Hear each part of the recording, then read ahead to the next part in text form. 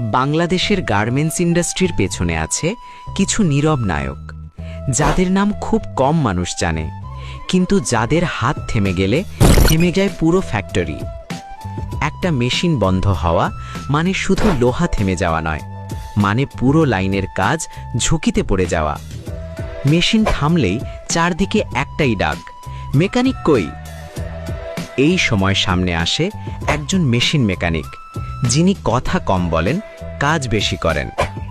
চেঁচামেচির মাঝেও সে নীরব থাকে, কারণ তার মনোযোগটাই তার শক্তি। একটা ছোট স্ক্রু, একটা ভাঙা সুই, একটা অদৃশ্য শব্দ, এই ভাষা বোঝে শুধু একজন মেকানিক। মেশিন আবার চলে, প্রোডাকশন বাঁচে, আর বাঁচে অনেক মানুষের চাকরি। গরমে ঘাম ঝরে, রাতে ঘুম ভাঙে, ছুটির দিনেও ফোন আসে, তবুও সে না বলতে পারে না।